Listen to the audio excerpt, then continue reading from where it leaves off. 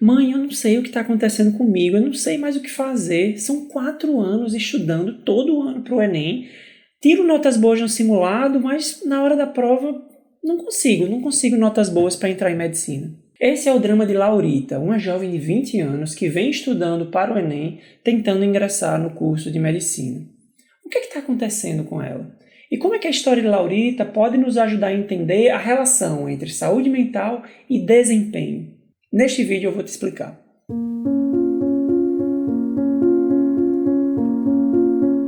Olá, eu sou o Dr. Tiago Bezerril, médico psiquiatra, e aqui eu te ajudo a entender melhor sobre psiquiatria e saúde mental. Se você gosta de conteúdos como esse, já se inscreve no canal para acompanhar os próximos vídeos e deixa o like aqui embaixo que assim você ajuda esse vídeo a chegar a mais pessoas. A preocupação com desempenho é algo muito comum na nossa vida e até importante, até salutar, porque afinal de contas, assim, um bom trabalho, um bom desempenho, ele é importante em várias áreas da nossa vida, né? Notadamente, isso é muito discutido dentro de contexto da vida profissional, da vida acadêmica. E a percepção de um baixo desempenho tende a gerar uma frustração que pode repercutir por toda uma vida. A história de Laurita é interessante porque aqui a gente está falando sobre não conseguir alcançar um objetivo, uma meta, no caso uma meta acadêmica, mas vamos tentar conhecer um pouquinho mais da história desta jovem para a gente entender melhor o que está acontecendo. Laurita é aquela pessoa que sempre gostou muito de estudar, foi aquela aluna que tinha uma facilidade de aprender, que tinha prazer em estudar desde o seu ensino fundamental. Sempre foi vista como aquela boa aluna, a aluna nerd. Na vida pessoal, no entanto, ela tinha algumas dificuldades, mas que foram passando despercebidas, e muito na área da gestão das emoções. Ela tinha uma gestão de emoções um pouco mais precárias, né? Ela não lidava muito bem com algumas situações de alta pressão envolvendo a vida pessoal. E de alguma forma ela tinha uma postura de um certo distanciamento, era vista como uma pessoa mais fechada, mais introvertida. Quando Laurita chegou no ensino médio, os professores eles já comentavam assim que você vai fazer medicina porque você é muito inteligente, você tira notas altas, etc, né? De alguma forma isso foi sendo alimentado dentro dela. Existiam outros motivos para ter escolhido esta profissão, motivos pessoais, enfim. Não vou entrar aqui no escopo desse vídeo, mas parecia sim ser uma escolha sensata dentro do perfil e das preferências dela. E aí o que foi que aconteceu? Já no primeiro ano, na primeira tentativa do Enem, quando ela estava terminando o terceiro ano do ensino médio, ela já se frustrou bastante, porque ela tinha uma expectativa de conseguir uma boa nota, que ela vinha nessa trajetória acadêmica muito favorável, de estudar bastante, de gostar de estudar, de ter uma percepção que tinha um bom aprendizado. No segundo ano, não conseguindo a nota no primeiro ano, ela estudou ainda mais, ela fez um esforço muito grande, até de certa forma até um pouco radical. Ela deixou praticamente de sair de casa, praticamente ter vida social, porque ela acreditava que quanto mais ela estudasse, maior a chance dela conseguir passar. E a frustração no segundo ano foi ainda maior, né? Porque, bem, se eu já venho de uma trajetória legal, não passei no primeiro ano e no segundo ano eu estudei muito, eu tenho que passar no segundo ano. E ela não conseguiu essa nota. E o terceiro e a quarta tentativa já foi marcada por uma certa desmotivação. Ela continuou estudando, ela conseguiu estudar bastante, mas ela já não conseguiu ter um engajamento tão alto. E aí, nessa quarta tentativa frustrada de conseguir essa nota, ela começou a se questionar muito, o que é que está acontecendo comigo, por que eu não consegui, eu sempre estudei muito, eu sempre gostei de estudar. E aí ela vendo uns vídeos nas redes sociais, vídeos sobre TDAH, ela começou a se identificar, disse, nossa, será que eu tenho TDAH? Eu só posso ter TDAH, a única coisa que pode explicar o meu baixo não estar conseguindo esse objetivo é eu ter TDAH. Não, eu tenho que ter TDAH. E aí ela passou a fazer um hiperfoco nisso, acreditando que pudesse ter TDAH, só que ela não tinha TDAH, né? E não tinha TDAH por um motivo muito simples. Não existiam sintomas compatíveis com TDAH na adolescência e infância de Laurita. TDAH, para ser diagnosticado, para existir, os sintomas precisam ter começado pelo menos aos 12 anos de idade, 12 anos para trás. Você precisa identificar um conjunto de sintomas que são os critérios diagnósticos. E realmente Laurita não preenchia critério para TDAH.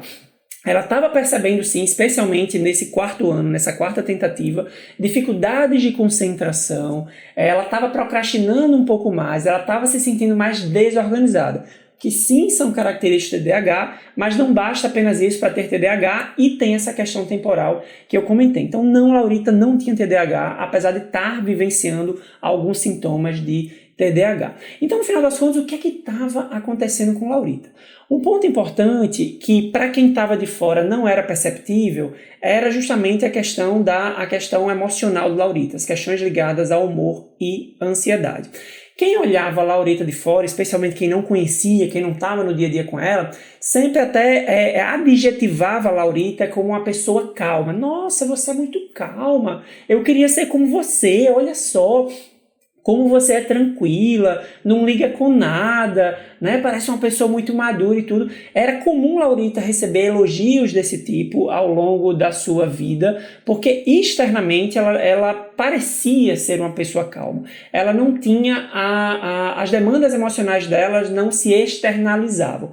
Porém, por dentro das percepções que ela tinha, que não eram tão boas assim, ela não se percebia tão bem, mas ela tinha uma desordem já de sintomas ansiosos que pouco a pouco começavam a causar prejuízo para ela. Ansiedade, o núcleo de qualquer ansiedade é preocupações excessivas em relação às questões de futuro, do que vai acontecer, e medo e insegurança. Esse é o núcleo de qualquer transtorno de ansiedade, de qualquer síndrome ansiosa, você precisa ter um ou outro, né? Ou os dois juntos, que é o mais comum. Então, os aspectos relacionados a preocupações excessivas e a medo e insegurança, existem pessoas por características de personalidade e outras questões mais que não externalizam isso. Só que esses sintomas, esse núcleo, ele vai desenvolver sintomas secundários dentro de você e que vão repercutir de alguma forma na sua vida. Então, o que é que foi ficando claro quando fomos investigar a vida de Laurita mais a fundo?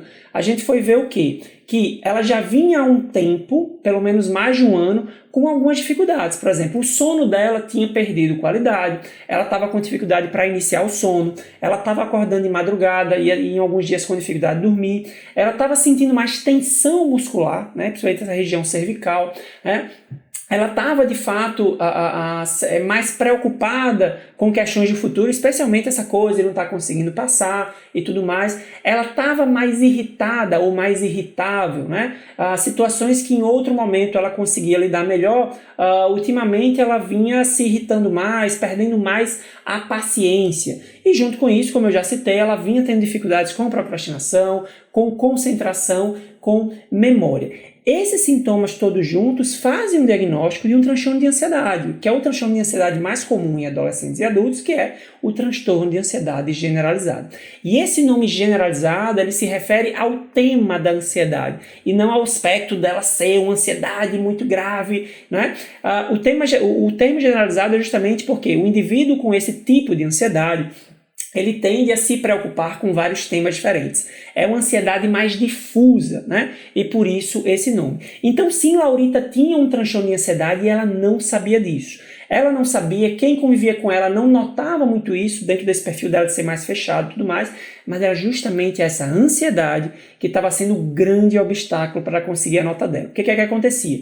Ela já estava, no último ano especialmente, ela já estava tendo um certo prejuízo pela ansiedade, mas mesmo nos anos anteriores, no dia da prova, era um dia que ela não conseguia fazer uma regulação emocional. Ela ficava muito tensa, muito ansiosa, e isso realmente prejudicava o desempenho dela no dia da prova. E aí é isso que dava um nó na cabeça dela, porque ela pensava, mas eu tenho um preparo legal, eu consigo tirar notas boas nos simulados, mas no dia da prova não sei o que acontece. E esse não sei o que acontece é justamente isso. Essa é uma típica ansiedade de desempenho. No momento em que eu vou realizar a tarefa-chave daquele meu objetivo, eu fico nervoso, né? Eu fico tenso. E a tensão é um grande inimigo, a ansiedade é um grande inimigo do desempenho das funções executivas. Memória, concentração, foco ficam muito prejudicadas pela ansiedade. E esse é um dos motivos que o diagnóstico de ansiedade se confunde muito com o diagnóstico de TDAH. Se você não tiver o cuidado de ver os sintomas e de ver o histórico de evolução, você pode trocar um por outro.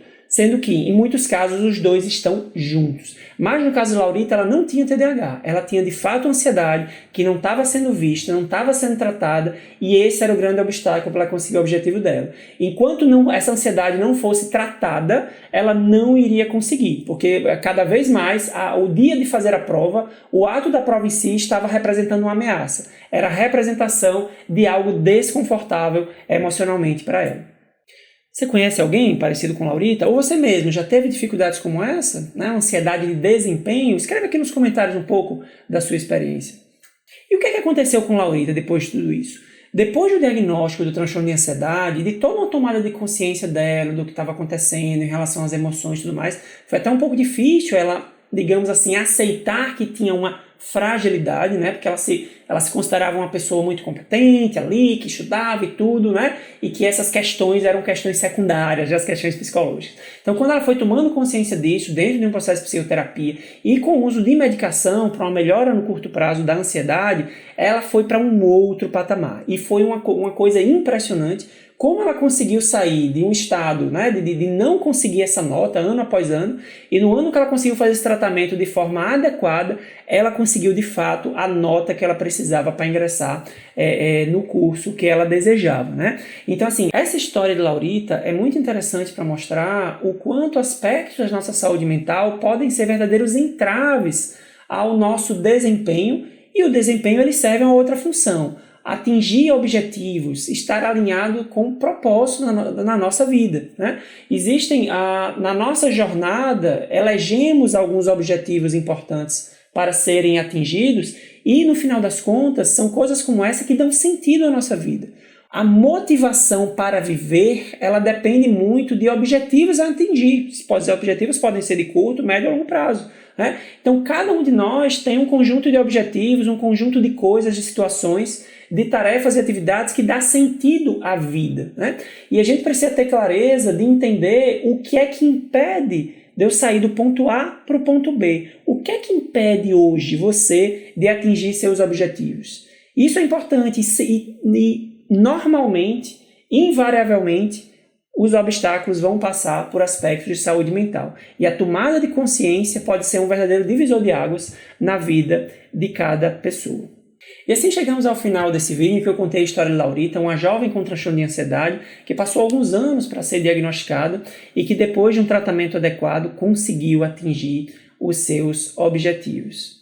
Se você gostou desse vídeo, se inscreve no canal, dá o like aqui embaixo e eu te encontro no próximo vídeo.